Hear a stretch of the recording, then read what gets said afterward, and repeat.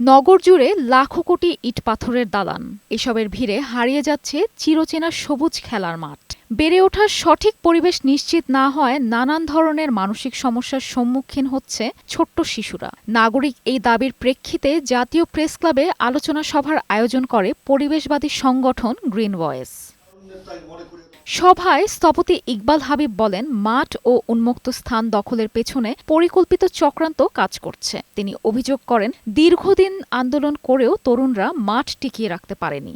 সবুজ ভবন, সবুজ গাছ, সবুজ বাগানের জন্য যথোপযুক্ত প্রণোদনা প্রদানের মধ্যে দিয়ে নগরকে সবুজের আন্দোলনে যুক্ত করতে হবে। ক্লাবের কাছে চুক্তিবদ্ধ হস্তান্তরের মধ্যে দিয়ে নয়, সেটি বাস্তবায়ন নিশ্চিত করুন। প্রয়োজনীয় অঞ্চল ভিত্তিক তরুণদেরকে দায়িত্ব দেন, তারা দায়িত্ব নেবে।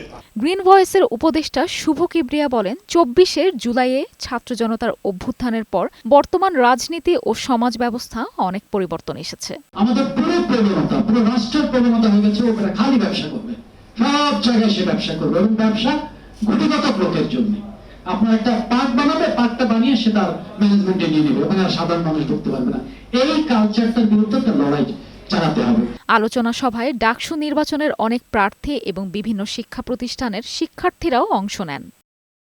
মেরিন আমিন, বৈশাখী সংবাদ, ঢাকা।